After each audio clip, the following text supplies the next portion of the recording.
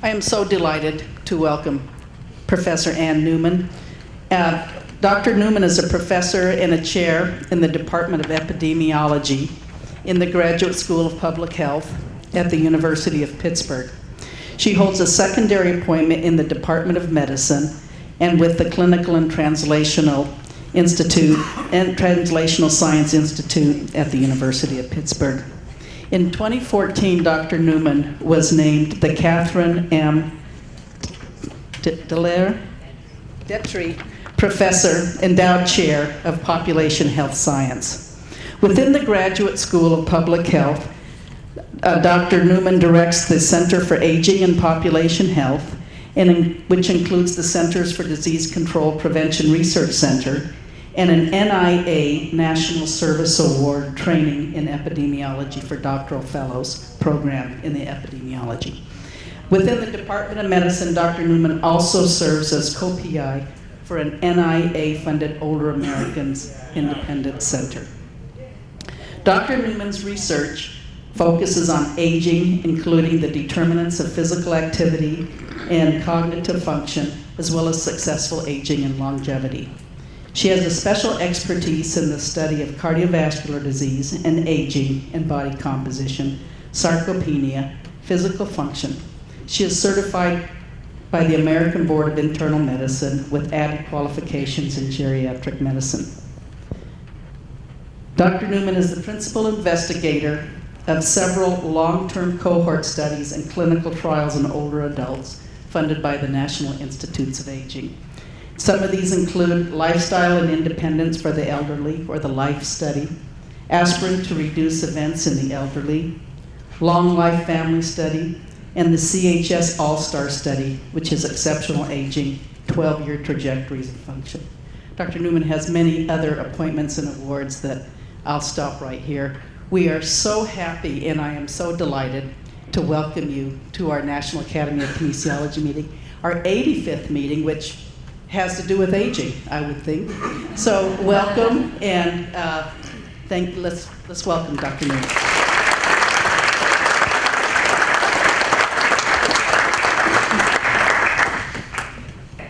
Well, thank you very, very much for inviting me to this meeting. It really is a great honor to be here and a great opportunity for me to share with you some of the things that I've been wondering about aging.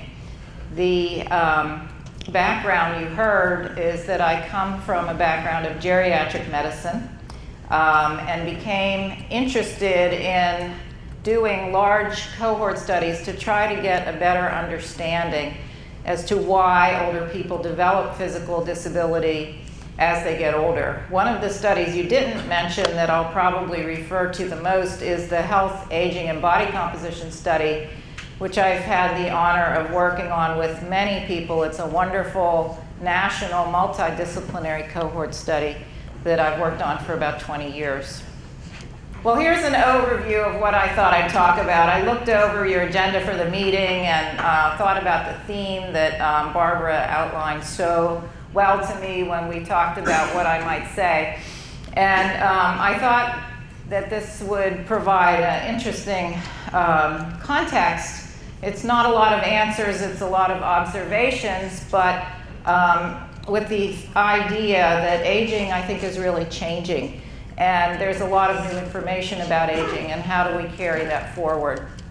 First of all, it's very important that we recognize, and I think that we are very concerned about the difficulties that older people have, but we have to recognize aging as a major, major success. The fact that we have so many people now getting to be older is a testament to the success in our society of conquering many causes of early mortality. And it really is a new era in human history that I don't think we've quite adequately embraced. And so your meeting today and tomorrow, the context of it, I think, is an important effort in trying to embrace this new era. So I'll talk about what is healthy aging, which is in the title of my talk, and some of the strategies that I think we have to think about if we're going to prevent disability. that are listed there, and then some more opportunities and challenges. So it's not going to go. So go ahead. Okay, so first of all, the improvements. Let me see if this works. Yes, so I might keep this. Improvements in life expectancy, as you know, have been very, very dramatic, such that the average age of death has moved from the 50s at the turn of this last century to the mid-70s, and now is passing 80. So that most people really can expect to have 80 good years with an average lifespan approaching now 85. The maximal lifespan of 120 years has not changed. That record was set back in 1997 and still hasn't been bested at 122 years in France. So this is really a dramatic change. So this results, as you know, in a much larger number of older people making it to older age. And these population pyramids show that previously people would start to die off and there would be this pyramid with a few people making it to old age. And where we're seeing the population growth is more and more people getting to be old. And this is why the average is going up, is that more people are making it. And this will lead to there being fairly similar proportions of people who are over age 65 as who are under 18. Compared to currently, which there still are more younger people than older people, and this is for the United States. What's particularly dramatic is that the group that is growing the most rapidly is the age 85 plus, and this is where the dependency ratio becomes really, really critical. It's not just the over 65 that are growing, but the most rapidly growing is the over 85, and this is where most of the concern is about the growing rates of disability.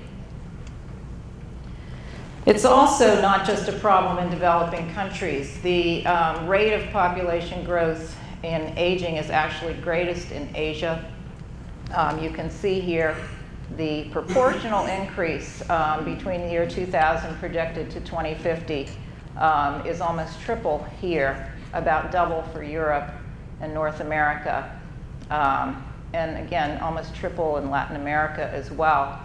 The speckled countries here are countries that are expected to have 30% of their population over age 65 by 2050.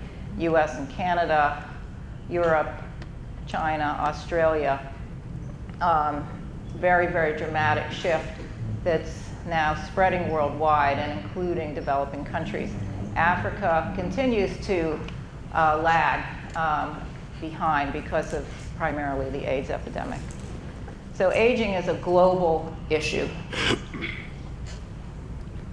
So what is healthy aging? We all like to think about healthy aging as something that we all hope to achieve, so that when, if we ever get the chance to retire, we might not, but if we do, that we are able to enjoy that time.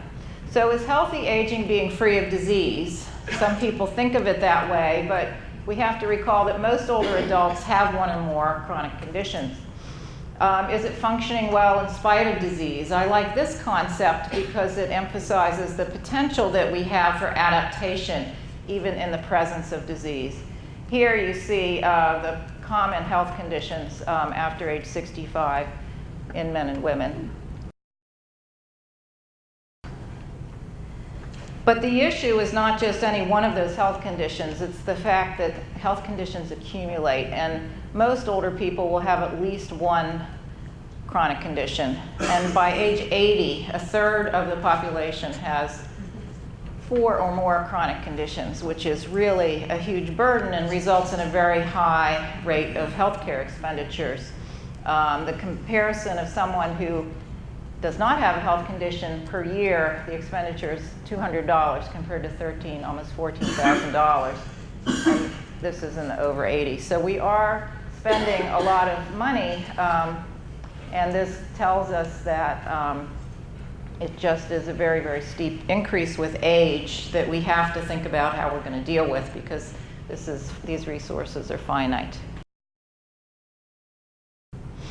So what conditions account for most of the disability in older people? It's hard to find this data. This is from a book, but I think it's a good illustration of attributable risk. And this is for mobility disability in particular, as opposed to disability in activities of daily living. Arthritis, by far and away, accounts for the largest proportion of the mobility disability in the older population. But it's all of these conditions that are contributing that we have to think about addressing if we're going to deal with mobility disability in older people. It's also important to keep in mind that there's a lot of disparity in health status in older people. This is an example just using self-reported good to excellent health status, showing that non-Hispanic blacks and Hispanics in each of these age groups are much less likely to report good health than the Caucasian population in the US. And you can look at many conditions that contribute to this. So we want to keep this in mind as a challenge for the future. So back to healthy aging, I would like to propose this as a definition. I think that healthy aging is not necessarily being free of disability, but maintaining the highest possible level of physical and cognitive function, and not necessarily being disease-free, but promoting disease prevention and maintaining the lowest possible risk. So this gives people credit for doing the best they can, as opposed to requiring any specific absolute in maintaining health and function. What are the trends in disability? There's a lot of data on this that I find very difficult to figure out. There are studies that show that disability has been declining over time. This particular paper shows a slight decline only in the oldest old for, these are different aspects of disability, ADL, IADL, mobility disability, and functional limitations. So some are concerned that the disability is going up in the middle-aged, but might be going down in the oldest old. But we're not really sure, I don't feel, which way things are going right now. But the hope is that disability is decreasing. So even if it is decreasing, we still have a problem, because of the absolute numbers of people getting to be old is increasing so rapidly. Even with these trends in some decline in disability in the oldest old that are shown here, we still have a huge number of people who can expect to have some disability when they get to be old. So it's a numbers game that we're playing. So mobility disability has become of greater interest recently. A lot of the earlier work on disability in older people focused on not being able to care for yourself, but there's really been now, I think, a recognition that that's not enough. Maybe it's that the baby boomers don't feel that that's good enough, that we want to have more than that. The Health, Aging, and Body Composition study was actually set up to understand mobility disability as an early marker in the pathway to disability. And mobility disability can be defined in various ways, usually defined as ability to walk in the community, either by self-report or performance. And it's very much higher than activities of daily living disability or self-care disability. So 30% of older people have mobility disability. We know that it's very variable. There's frequent recovery. It waxes and wanes. It's much higher in women than in men. It's higher in minorities. And it's driven by all of these chronic health conditions. There's an important component of body composition, and I'm going to talk about this in more detail. And then physical activity, mental health, and the environment all contribute. So this is the type of disability where I think we need to approach our work in maintaining health and function in older people. And it's a much maybe milder level of disability, but if we don't do this, then the other disability will certainly proceed. So one of the things that's contributing to this is that we do have an obesity epidemic in older people. The obesity epidemic does not favor any particular age group. If anything, this obesity has increased more in the older population than the middle-aged population, as was seen in this study from the last decade, that in both men and women, the more recent populations are even more obese than those before, including in the oldest old. The risk of disability is very strongly related to body mass index. This study shows that the optimal BMI for mobility is around 24, with an increased risk of disability for higher BMI as well as very low BMI. And it's very interesting that the nadir of mortality risk is actually a BMI of 27. So you have this quandary here that mortality risk increases in older people who are normal weight, and is actually best, if I drew this line, we'd have the dip there for mortality. It seems that having a little bit of extra weight might be helpful when you become ill and protect you from mortality risk. So what do we do where perhaps it's better for mortality risk not to be so thin, but it's impairing people's mobility to carry extra weight? So we've been very interested in understanding this from the perspective of body composition. So there are important changes in body composition that I'm sure you all know because you're all physiologists, that you understand this, but I'll just review it. In middle age, people tend to gain weight and gain more fat than muscle. And then in older age, we have this involution with a loss of height, mainly in the spine, a loss of muscle mass, increase in fat mass, bone loss, and then the central movement of fat, central adiposity. And it's only until much later that you have the loss of both fat and muscle in the phase of life that one might term frailty. This is an illustration. The changes in body composition with age are so obvious that anyone recognizes them, and artists use them to illustrate life itself and the life course. This is data from the Baltimore longitudinal study that shows this graphically over time, that there are changes in body weight in men and women such that we tend to gain weight until middle age and then start to lose it. With the change in overall body weight, this seems to be accompanied by a preservation of muscle mass until later in life. So we might think about that gain of weight into middle age as sort of a way to protect our muscle mass. Perhaps that's the price we have to pay not to lose our muscle mass, is to gain fat mass. So this seems to be a pretty normative pattern, but is it good for us? So how do we measure body composition? Well, people always say that BMI doesn't work very well. It actually works pretty well when you do careful comparisons with more detailed measures.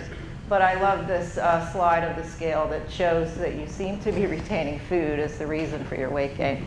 And then this one here is so sweet, measuring how the person is getting older by how they're shrinking. So we use height and weight standard anthropometrics in older people, but there are better ways to quantify the muscle mass. This is with DEXA. And the next slide. We've done a lot of work using CT scans, looking at muscle fat infiltration, which is the pink fat, the subcutaneous fat, separating that out from the muscle itself. These are actual scans from health, aging, and body composition participants that show thighs that are similar cross-sectional area, but very, very different body composition. So how does all of this relate to disability?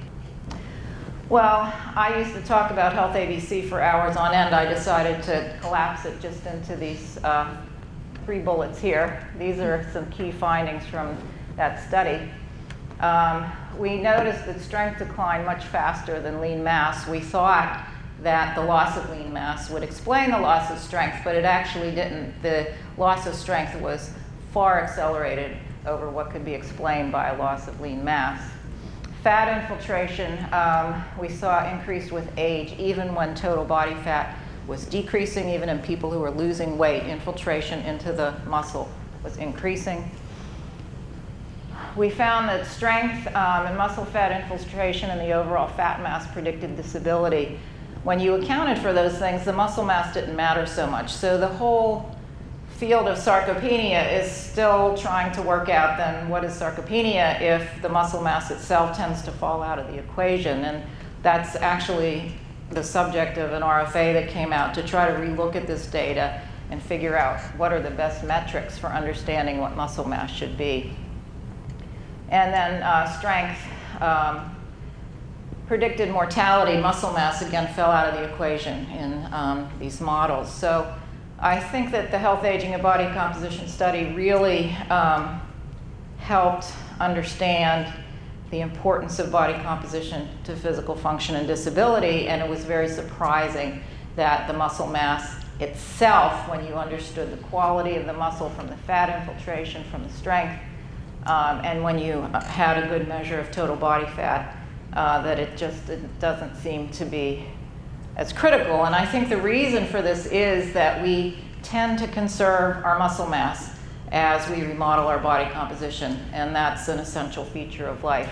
This is just showing some of the data from that study that shows in the black bars the loss of strength relative to the gray bars the loss of mass, and it's very obvious to see this incredible acceleration. And this was very profound to me because I was sitting there looking at this data for the first time, and there wasn't other data like this available. And I was shocked. I was really shocked. And not only is it so dramatically greater, it's particularly strong in men. Men really have perhaps so much more strength that they have more to lose.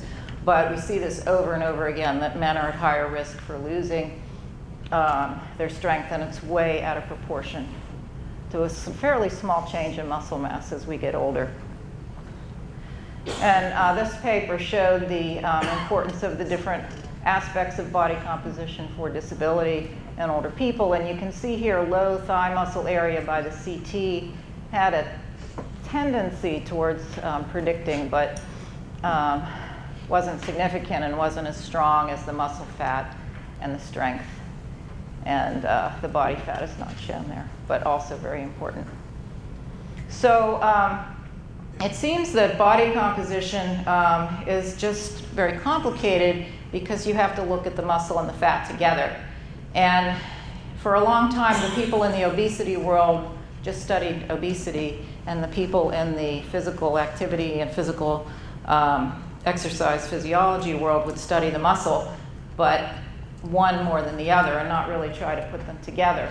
And it is hard to put it together, and it is complicated. Muscle mass, the more muscle you have, the more strength you have. The more strength you have, the more function you have. But muscle mass isn't that directly related to function itself, and the reason is fat mass impairs function. The fatter you are, the more muscle you have. Again, fat, more muscle, more strength, more function, but the fat mass inversely affects function. Fat mass inversely affects strength. And the muscle fat, the more fat you have throughout your body, the more fat you have in your muscle, and that in turn impairs function. So we have these two things going on that are sort of fighting against each other, that the muscle is important for function, but the fat gives you the opposite effects. And when you gain weight, you gain both. When you lose weight, you lose both. So what is the optimal body composition for an older person, and what is any of us supposed to do to try to achieve that, since we're not even sure what it is still? This is some more work from the Health ABC study, now longitudinal. This paper is just a couple years old, that shows that the muscle fat and the thigh muscle are having opposite effects on function. Again, just real actual data and real people showing you what I just showed you with that bunch of arrows going in opposite directions, that the more muscle you have, the faster you walk. The more muscle you gain, the faster you walk. The more muscle fat you get, the slower you walk. So these things are working against each other in terms of function. So there have been some clinical trials to try to remove the fats. There are studies of obesity in older people, and this is a very important study that had older people who were overweight lose weight with diet, exercise, or both. And it showed that you could successfully remodel body composition in these individuals that by losing weight, they did lose some muscle mass as well as the body fat. But in total, the body composition remodeling was such that the combination of diet and exercise left them functioning better in terms of physical performance. This is VO2 max, and this is another physical function score. So it does seem that older people still have the potential to remodel their body composition. These were overweight and obese. Another very important study is the Look Ahead clinical trial in diabetes. This was a study of 12 years of lifestyle modification to try to prevent cardiovascular disease in diabetics, and it did not prevent cardiovascular disease compared to the control group. I think the reason for that is that the control group got great medical care and treated their blood pressure and their lipids and everything. Maybe that's why. But what was seen, and I think it was worthy to have it published in the New England Journal of Medicine, is that they were less likely to become disabled. So severe mobility disability over time proceeded to become more in both groups, but it was attenuated some. So the lifestyle active group developed their disability with age at a slower rate in the Look Ahead clinical trial. In a very interesting mediation analysis, they showed that for every 1% loss in weight, there was a 7.3% reduction in the odds of disability. Compare that to their fitness, every 1% improvement in fitness, and this was measured on a treadmill, the odds ratio of disability was only reduced by 1.4%. So this is telling us that getting the fat down in older people seems to be actually more important in preserving their function than physical activity. Did I say something that will upset anyone in this room? Physical activity, of course, is still very important for a lot of other reasons, but in terms of what made the bigger difference in their function, it was getting their fat down. So what about physical activity alone? This is a physical activity group, right? Do you guys do a run tomorrow morning at 6 a.m. or something? Yeah? No? Okay. Well, physical activity is associated with many health benefits. Control of weight is really important. So even though Look Ahead showed and that other study showed you had to get the weight down for preserving function, that was done in part by maintaining physical activity to control weight. Physical activity helps preserve muscle mass, improves metabolism, and is also, as you know, associated with a lower risk of cardiovascular disease, cancer, dementia, etc. Though I think people still feel it's disappointing that Look Ahead did not get a cardiovascular outcome benefit in that 12-year-long clinical trial.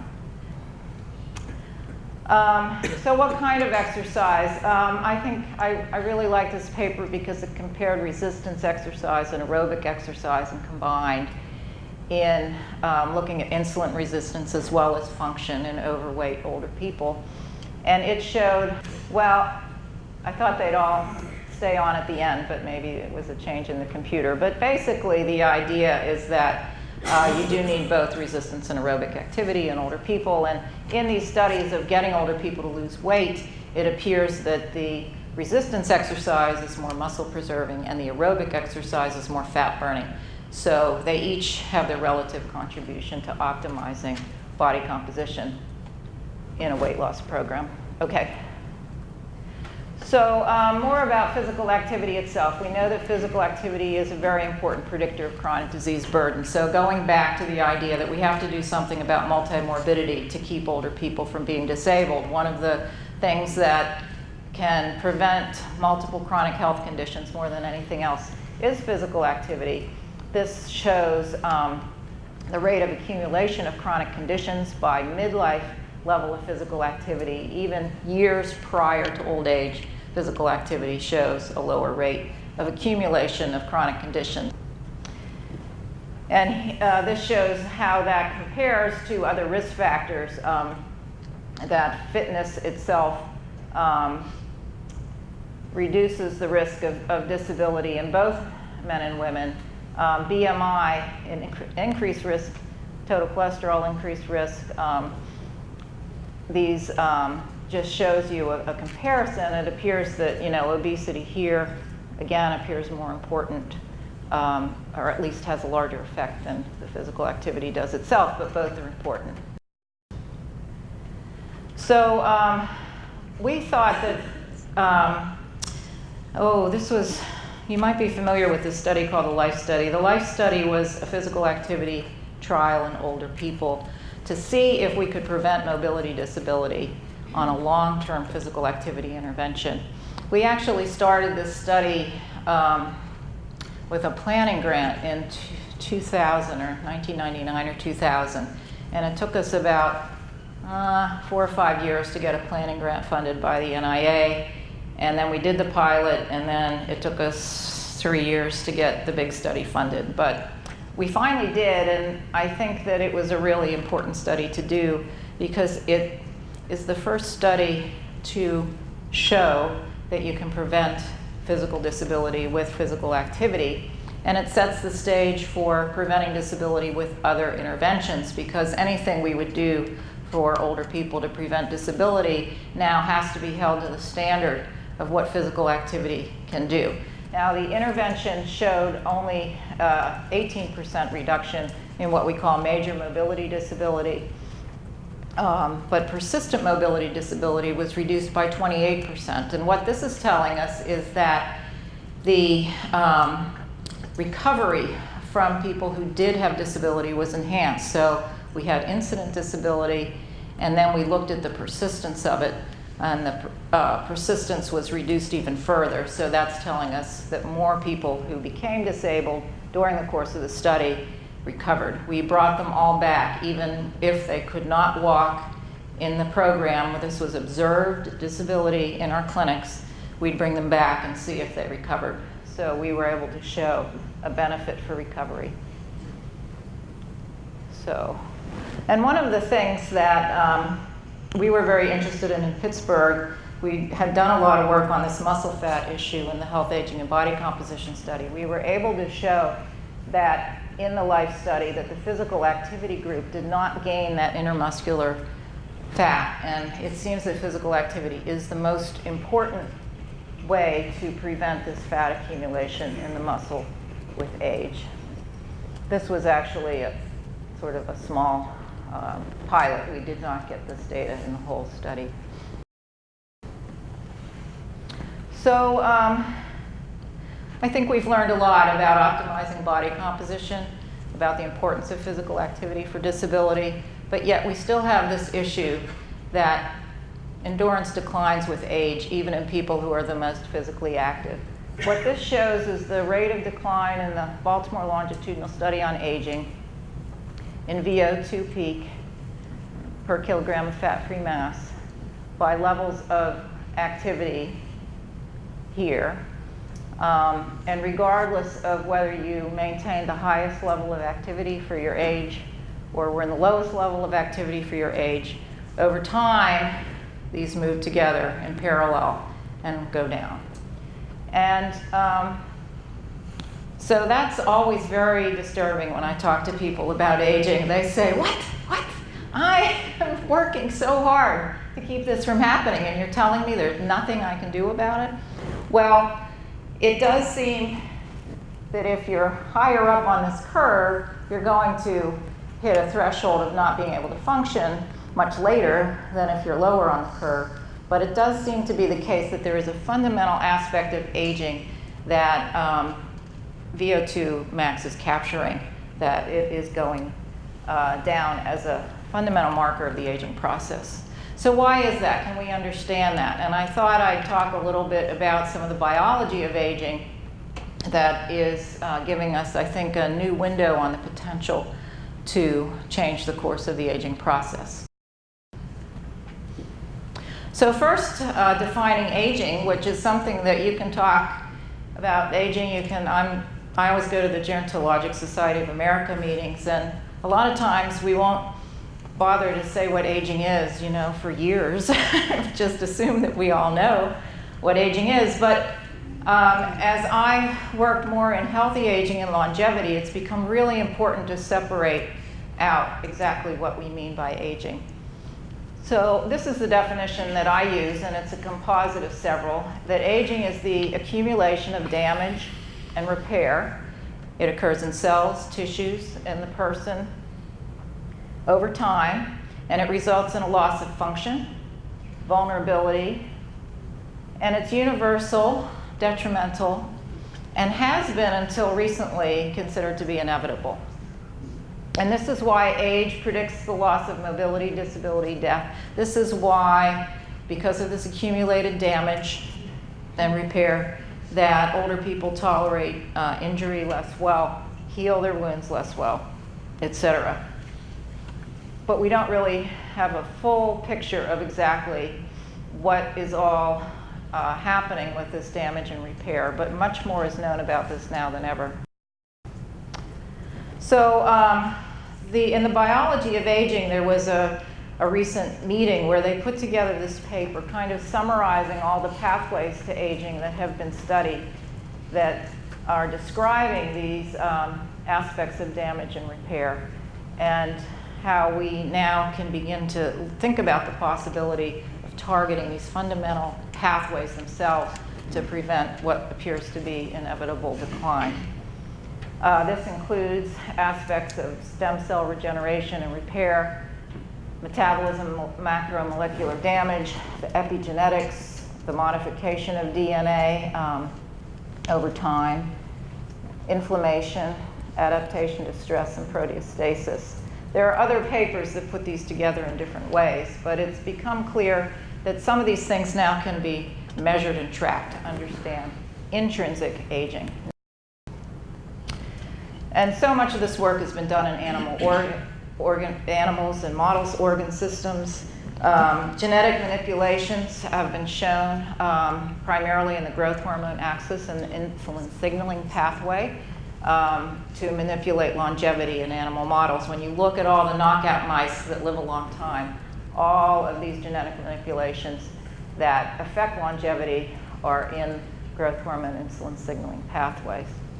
Caloric restriction has been well known for many years to promote longevity in animal models, underfeeding, and it also involves the insulin signaling pathway.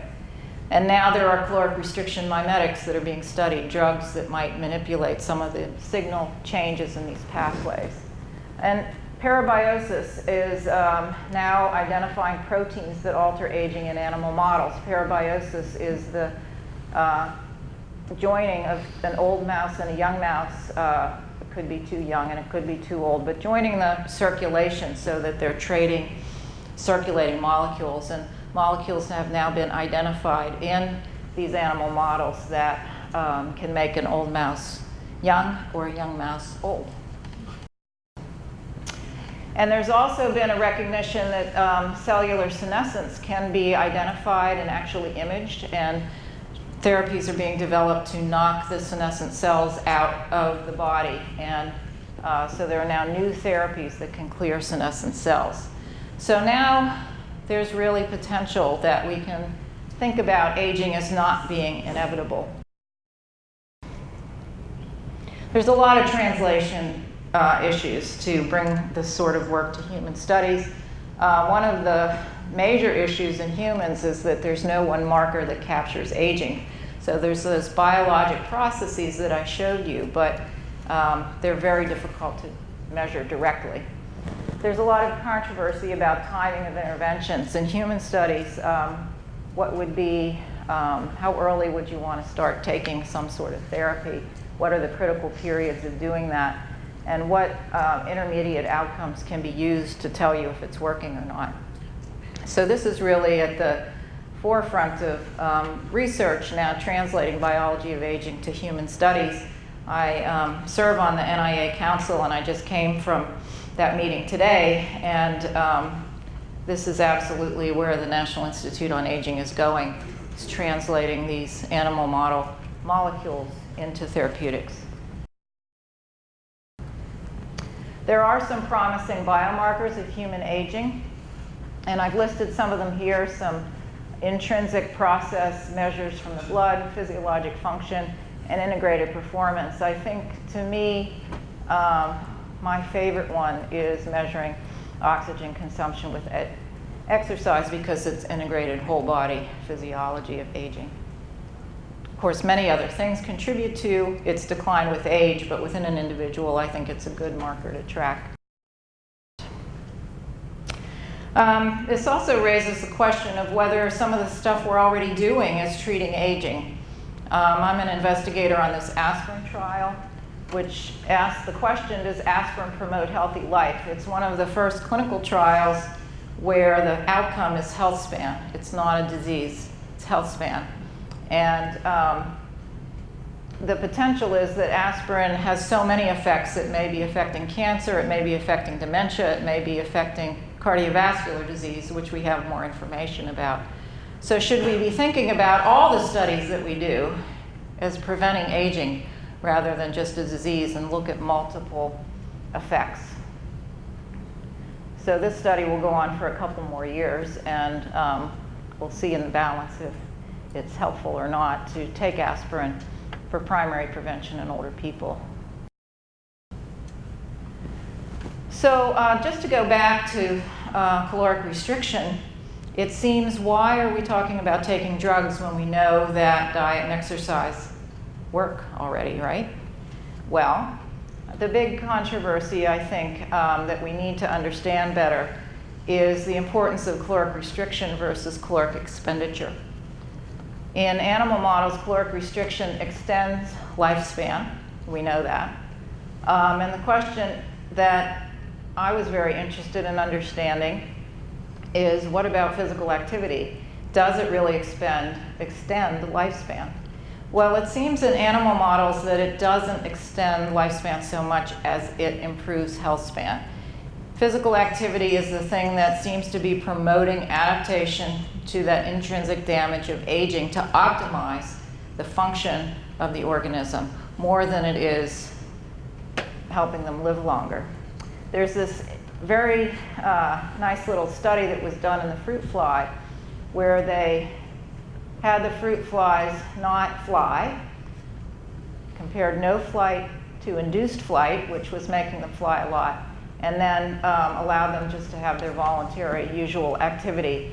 And it seemed that the aging was optimized in the fruit fly if they were allowed to choose their level of physical activity. Their aging was worse when they were pushed, and it was worse when they were kept from being active at all. So it raises the question, do we really understand what's the optimal physical activity throughout the life course to age as well as we possibly can?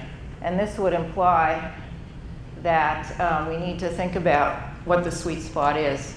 It's not that more is always going to be better. So this is a question of energy balance versus energy flux. Is it better to decrease the energy in and decrease the energy out? Or is it better to increase your physical activity and allow the energy intake to be what is necessary to maintain a high level of physical activity? And we don't know what the optimum is now. This is a very recent study that looked at intermittent fasting. They did this in yeast, in mice, and then in humans. In the human study, it was just a very small pilot with about, I think, 18 people in each group. And the intermittent fasting, rather than caloric restriction all the time, which is done in the older animal models, they just had a 30 to 50% reduction in intake for 5 days of the month for 3 months.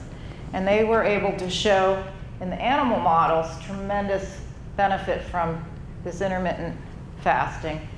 In the very small human pilot that was included in this paper, they saw, even in 3 months, benefits similar to what would be lifestyle intervention that was conducted every day for those 3-month period. So it's as if it's like almost a pharmacologic stimulus that's giving the same benefit as dieting. Very interesting to think about. And this was just published, I think, this month in the Journals of Gerontology, the first human clinical trial of caloric restriction in people aged 20 to 50 with an average BMI of 25. They achieved a 10% reduction in caloric intake sustained over 2 years compared to ad libitum feeding. And they found that weight was sustained at 10% lower. They had actually targeted a 25% reduction in this study, which they could not achieve, but it is pretty remarkable that they kept people in this for 2 years. And interestingly, the physical activity that was not measured so well, and I know there's a lot of people here who are really good at measuring physical activity, they just had, I can't remember which questionnaire, I'm sure you would know it better than me, but unfortunately, they didn't get as good detail on physical activity as we would have liked, but it did appear that with the reduction in caloric intake, that physical activity declined, as well as resting metabolic rate. Now, whether this reduction in physical activity would counterbalance the reduction in weight and end up causing humans to live longer or shorter, I think is the main controversy that we face now going forward. So what today can we think about as potential strategies to increase healthy aging? Well, again, back to the multimorbidity, preventing or delaying the onset of health events is still of critical importance. Cancer screening, blood pressure and cholesterol treatment, immunizations. Prevention of disease clearly is an important first step, and we need to always keep that in the forefront because we have good therapies that should be applied. We can minimize external sources of damage. So I said aging is damage and repair. We have to eliminate smoking. And this has really stalled out to about 20% of the population smoking without really getting rid of that. So that's still a problem. Avoiding obesity, of course, we know that obesity is bad for function. And then the idea of avoiding injury. I like the idea of not only preventing falls, preventing car accidents by having smart cars. There's many things we can do to prevent injury. You think about sun exposure causing injury to the skin. So avoiding injury is important to increase healthy aging. Promoting our response to damage. I think there are lots of opportunities now for stem cell therapy to improve our ability to heal. And this idea of optimizing remodeling, this is where I feel physical activity has its most important role, in that it's calling our bodies to find the optimal solution to the damage that occurs. And then finally, slowing the aging process. There really is, I think, real potential for therapies to be tested fairly soon that target some of those fundamental biologic aging processes. And then the role of caloric restriction, I think, is something that we're, I think, getting close to refining. I don't recommend caloric restriction myself. I don't practice it myself, but some people are real believers in that. I think we need to know more about it. But when you look at those fasting studies and you see such changes with just 5 days a month of reduced eating, I think it's telling us how important that is to the biology of the aging process. So lots of opportunity and challenge. First of all, in talking about healthy aging, we always have to keep in mind that there's a lot of disparity, not just in the United States, but in the world, and there's still a tremendous amount to be achieved worldwide. There's lots of refining of our current knowledge. We still need to define the optimal weight and activity, not just at any given age, but for the lifespan. What is the best course through one's entire life for their weight and their activity? Is it optimal to gain a pound a year until you're 70 or 75 and then begin to lose it? That seems to actually be a pattern that's associated with very good outcomes, but we tell people not to do that. Maybe they should. And physical activity, what's the sweet spot of physical activity? Then we have new problems that are engendered by our success. The greatest one is that with people living longer and avoiding all these other difficulties, physical disability and health conditions, that it seems that after age 90 that dementia is almost universally occurring, that the rates are so high. I've spent the past few years studying people in their 90s and 100 years old and older, and very, very few of them maintain their cognitive function. So this is the downside of the success that we've achieved, is we know very little about preventing Alzheimer's disease. And then the biology of aging, I think, is a huge, huge challenge as well as an opportunity. I think we really need to confront the potential that we could extend lifespan and health span in humans. There's I think, important ethical considerations, and I think it's important for us all to be aware of this and to join in the conversation about where this is headed. So I saw that one of the talks, maybe Saturday or Sunday, was entitled Not Growing Old versus Growing Old Better. And I thought that was a great title. Is there somebody here who's giving that talk? Debbie, I love that. But it might not be an either or. I think, as I said, there's clear evidence that aging can be manipulated. So that is a possibility. But certainly right now there are many ways that we know about optimizing function, maximizing prevention, and extending these opportunities to all in our society. Back to my definition of healthy aging, you might want to debate or discuss this, but I think we're still talking about the highest possible level of physical and cognitive function and maintaining the lowest level of risk as being healthy aging. And that might not mean that it's always successful, but these are the things that we can do to optimize the ability to maintain function later in life.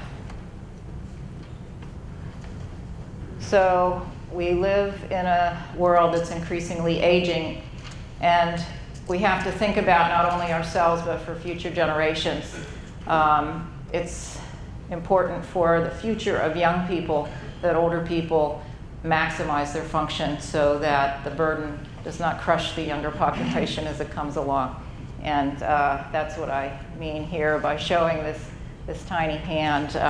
We will need those helping hands as we all get older. Next. So with that, I would just like to acknowledge the staff and the investigators and the study participants from these different studies that I've worked on, our Center for Aging and Population Health and our Pepper Center at Pitt, as well as our Aging Institute, which is an umbrella of several centers of excellence at the University of Pittsburgh.